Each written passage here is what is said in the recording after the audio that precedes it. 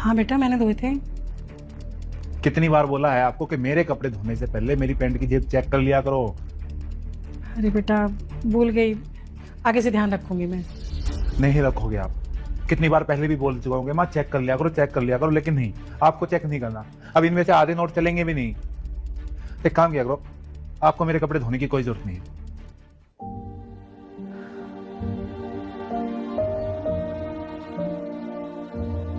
संजू, क्या ये सब? तुम आज से ऊंची आवाज में बात क्यों कर रहे थे?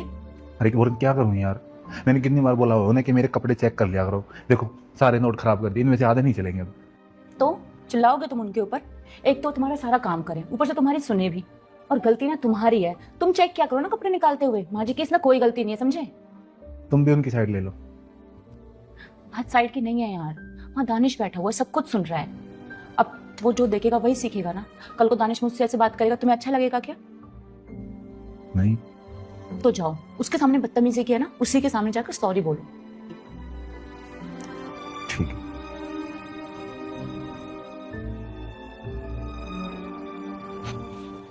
माँ मुझे माफ कर दो, मैं आप पे चिल्लाया। असल में गलती मेरी है। कपड़े निकालने के बाद मुझे अपनी जेब चेक करनी चाहिए कुछ है या नहीं है। आगे से मैंने अपने कपड़े चेक करके ही रखा करूंगा। कोई बात नहीं बेटा, मैं भी चेक कर लिया करूंगी कि जेब में कुछ है तो नहीं। ठीक है।